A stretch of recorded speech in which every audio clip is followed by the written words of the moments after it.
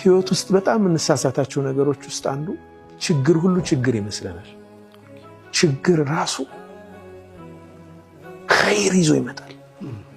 እንኳንም ያ ችግር ሆነ አንተ ይህ ነገር ባይሆን ኑሮ እኮ ይህኛው ነገር እንዲህ አይሆንም የምንልባቸው በጣም ብዙ ጊዜዎች አሉ።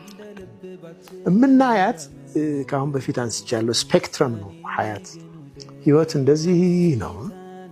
ቆርጠ የሆነች ፓርት ብቻ ካየሃት አይመጣም። ትክክለኛ እይታ አይኖርህም። ሙሉን ስታየው ነው። ሙሉን ደግሞ አላህ ብቻ ነው የሚያውቀው፣ አንተ አታውቅም። ሙሉን ለሚያውቀው አላህ ስጠው። ግልጽ ማለት ተስሊም እዚህ ጋር አላሁ